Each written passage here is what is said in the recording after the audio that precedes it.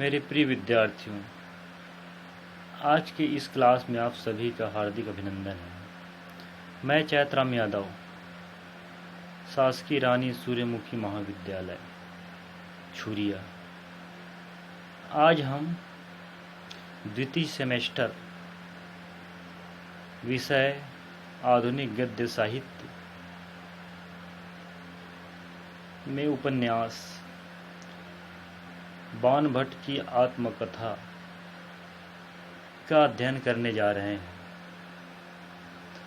बाण भट्ट की आत्मकथा डॉक्टर हजारी प्रसाद द्विवेदी द्वारा लिखित उपन्यास है, जिनका प्रकाशन 1946 में हुआ। बाण भट्ट की आत्मकथा में हर्षकालीन जीवन और समाज का चित्रण करना, स्त्री महिमा के माध्यम द्वारा प्रेम के दृप्त रूप का निरूपण करना, व बाण के चरित्र पर लगे कलंक को दूर करने, साथ ही उसके उदात्त और निर्मल चरित्र को प्रस्तुत करना, यह हजारी प्रसाद द्विवेदी का उद्देश्य है। इस आत्मकथा को डॉक्टर हजारी प्रसाद द्विवेदी ने आत्मपरक शैली में लिखा हुआ है।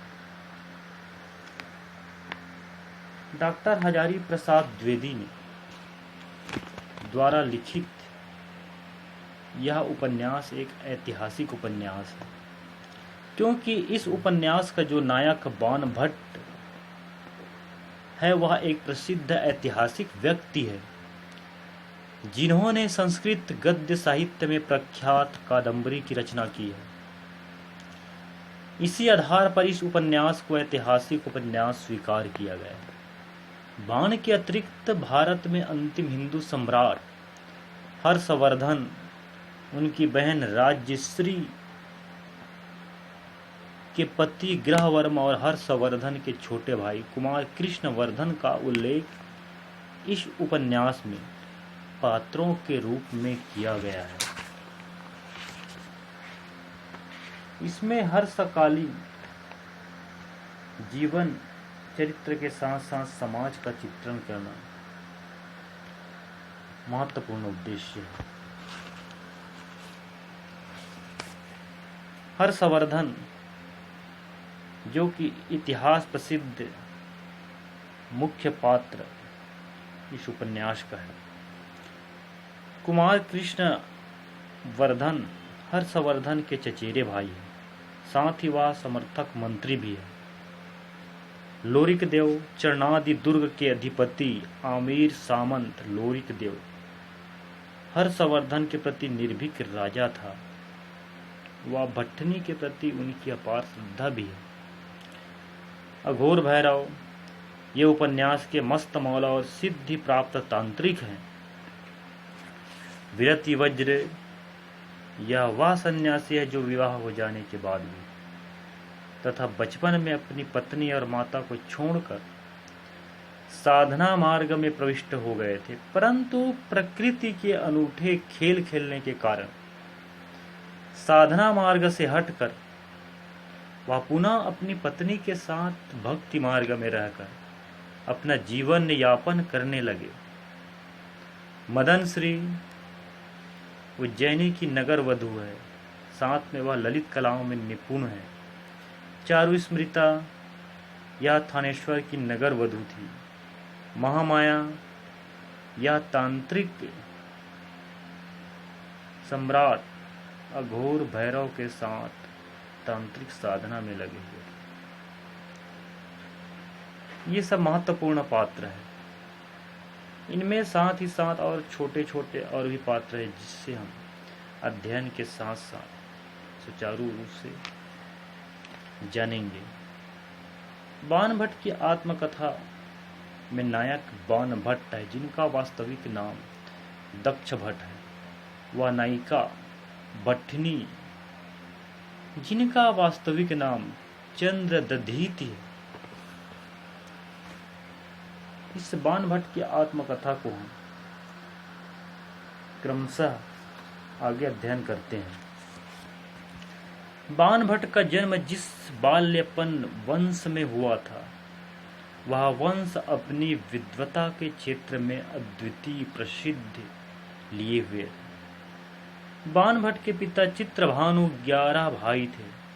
जब बाणभट्ट की आयु मात्र 14 वर्ष की ही थी, तब माता पिता का छाया उनके ऊपर से उठ गया, जिसके कारण बाणभट्ट में उद्दंडता आ गई।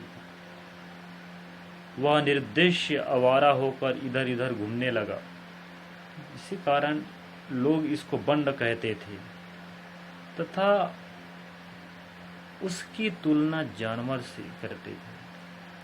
अर्थात बंड मतलब बंड, पुंछ कटा हुआ बैल कहने लगे, क्योंकि उसके जितने भी पूर्वज हुए वह अपनी विद्वता से पूजे जाते थे।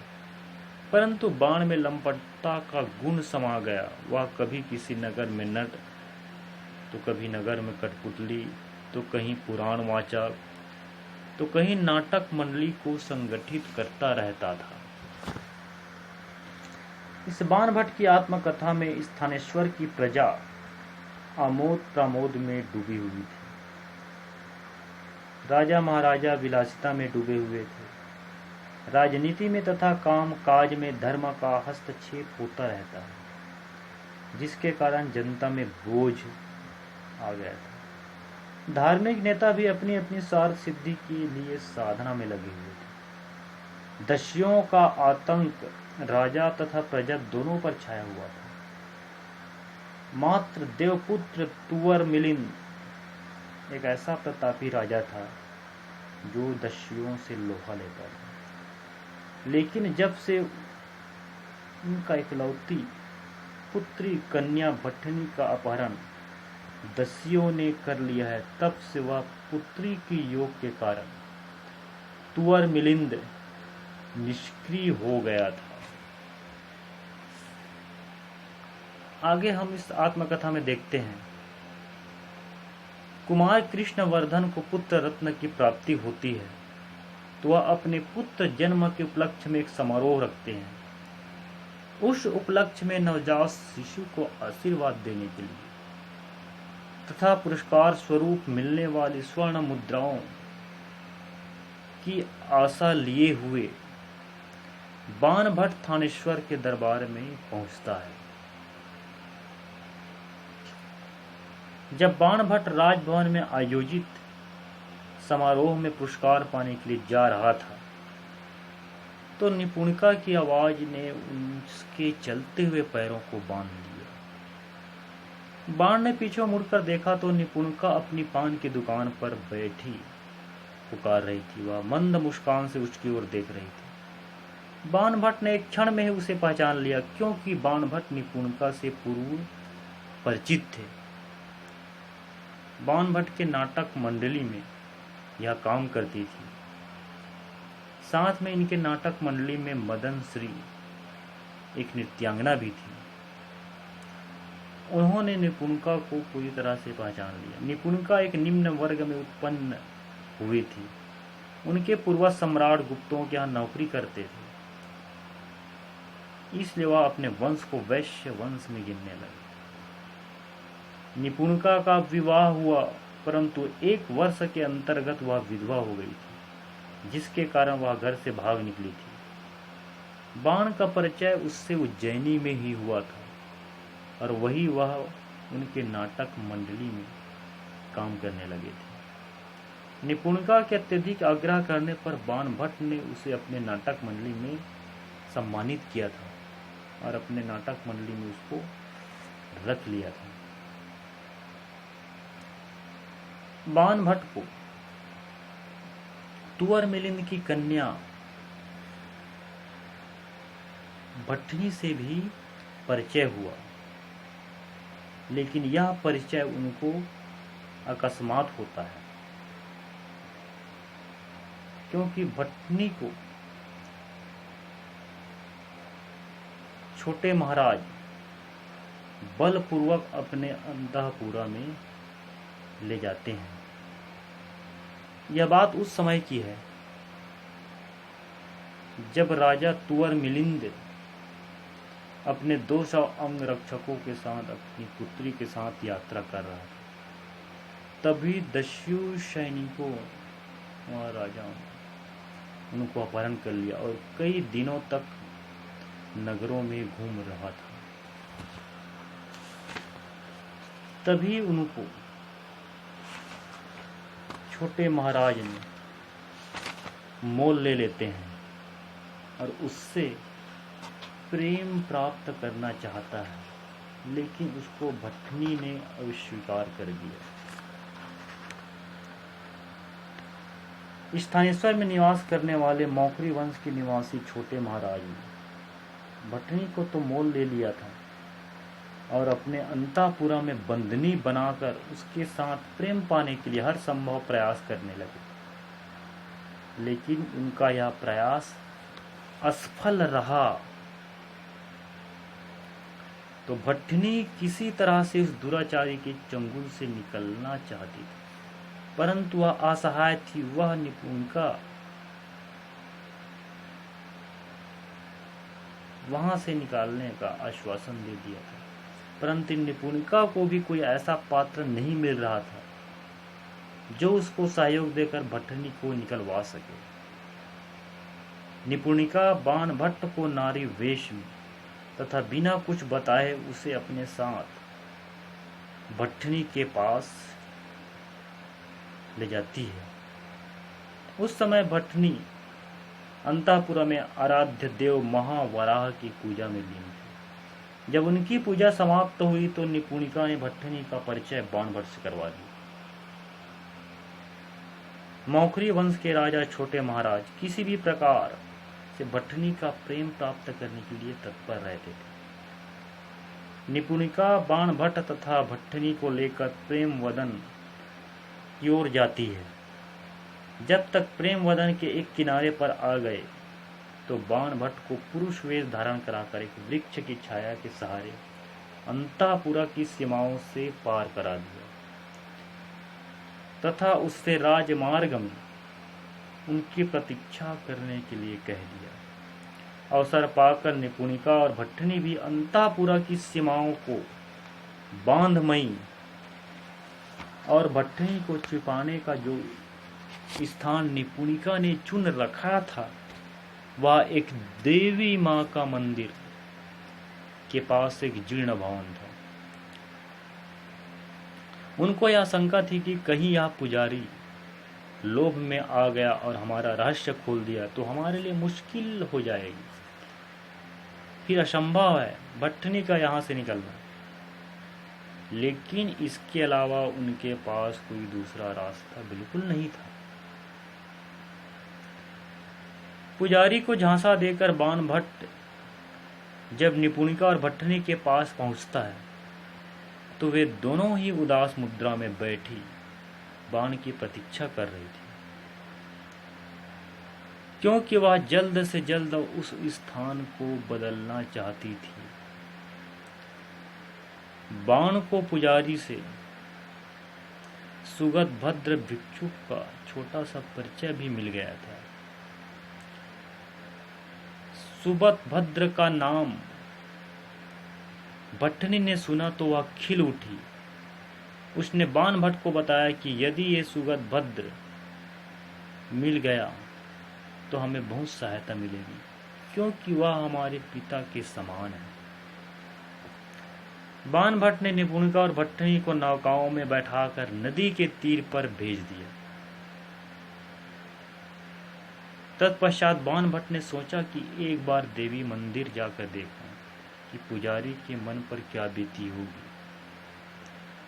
जब बाणभट्ट मंदिर पर पहुंचा तो एक नई अदृश्य घटना में और उलझ गया। वहां पर अकस्मात महामाया मिल गई, जो गाढ़े गैरुक वस्त्र धारण किए हुए थे। उनके एक हाथ में त्रिशूल, दूसरे हाथ में भिक्षा का पात्र, उनके खुले हुए केस चेतक लटक रहे थे। महामाया ने बाण से भद्र से एक प्रश्न पूछे। उसे अपने साथ वह अपने गुरु अघोर भैरव के पास ले आई। उस समय अघोर भैरव ध्यान मुद्रा में लीन थे। कभी आंख खुलती थी तो कभी बंद हो जाती। अघोर भैरव ने भी बाणभट्ट से अनेक प्रश्न किए और महामाया को आदेश दिया कि वह गुप्त साधना के समय बाण भट्ट को कुएं पर बिठाकर प्रसाद दे, जिससे उनके मन पर पड़ा हुआ माया का आवरण दूर हो जाए। उसी अवसर पर वहां विरक्ति वज्र भी उपस्थित था। वह कुलुतराज की कथा तथा मौखरी नरेश ग्रह की रानी जो महामाया थी, वह आरंभ से ही सन्यासिनी होने का ही अनुरोध कर रही थी। एक दिन अंतापुरा सन्यासिनी बनकर बाहर निकलकर अघोर भैरव के साथ रहने लगी थी।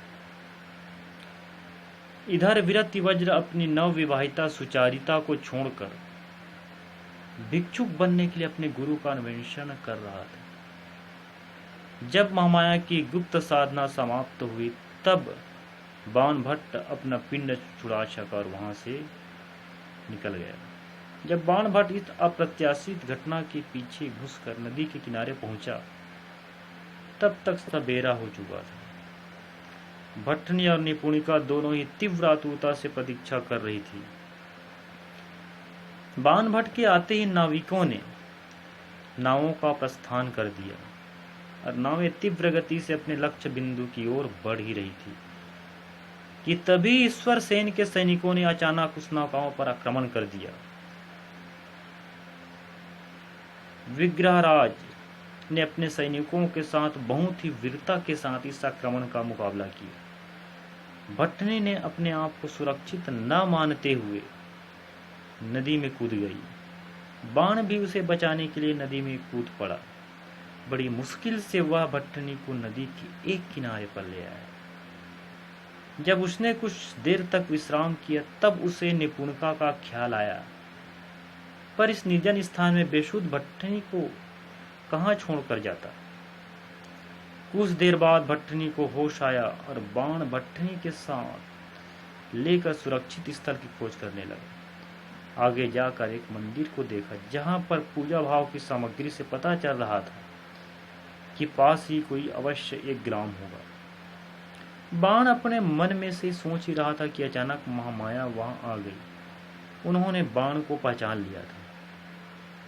उन्होंने भट्टनी को अपनी सुरक्षा में लेकर बाण से कहा, वह निश्चित होकर निपुणिका को खोज कर आए। इस निर्जन स्थान पर भट्टनी और महामाया के बीच वार्तालाप हुआ, जिसे स्वयं बाण भट्ट ने सुन लिया था, जिससे सिद्ध हो रहा था कि भट्टनी बाण भट्ट के प्रति आकर्षित हैं। बाण भट्ट निपुणिका की खोज में निकल पड़ता है। जब नौकाओं पर आक्रमण हुआ था, सब लोग बिखर गए थे, अतः एक दिन व्यतीत हो चुका। बाण के लिए निपुणिका का पता नहीं लगा। बाण भट्ट दूसरे दिन खोज करता हुआ वज्र तीर्थ नामक स्थान पर पहुंचा, जहां मुर्दे जल रहे थे। वहां पर विशाल शमशान था। मुर्दों के जलने की दुर्गंधी इस प्रकार व्याप्त हो रही थी, जैसे नीम के कड़वे तेल में लहसुन की दुर्गंधी निकलती है। वहां का शमशान घाट गिद्धों, सियारों के पद चिन्हों से भरा हुआ था। हड्डियों, मांस के चिथड़ों के ऊपर संध्या का घुनसर प्रकाश अत्यंत ही डरावना दिखाई दे रहा था। चारों ओर उलूकों का चित्कार रह रहकर प्रकंपित हो रहा था। इसी शमशान घाट में एक और कराका देवी का मंदिर था, जहां पर कुछ साधक सिद्धि को प्राप्त करने के लिए साधनारत थे।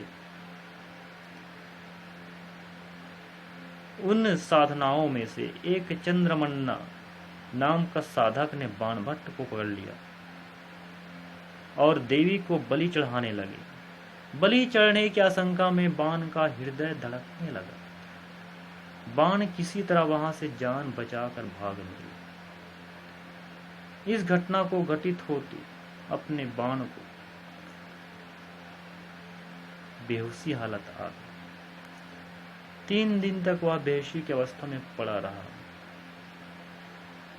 बेहोशी की उस हालत में अमीर सामंत लोरिक देव उनको अपने घर ले जाता है।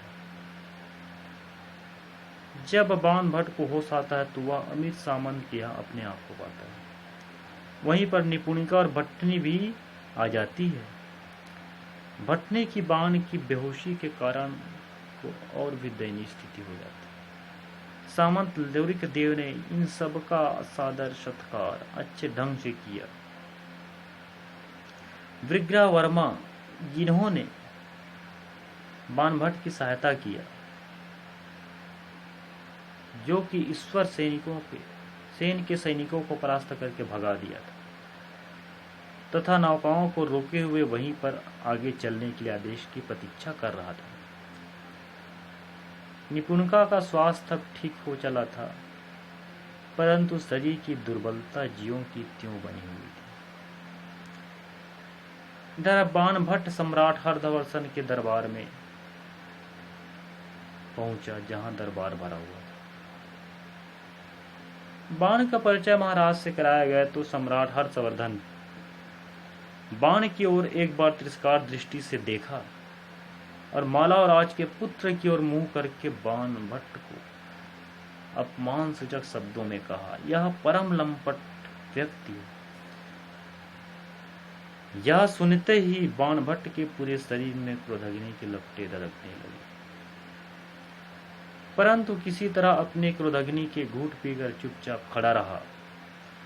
बाण को आक्रोश केवल सम्राट के प्रति नहीं था, बल्कि दरबार के सभी सभासदों के प्रति था, जिन्होंने कुछ नहीं कहा और वह चुपचाप उस राजा के प्रतिवाद को सुन रहा था, लेकिन उनका विरोध कोई नहीं कर पाया।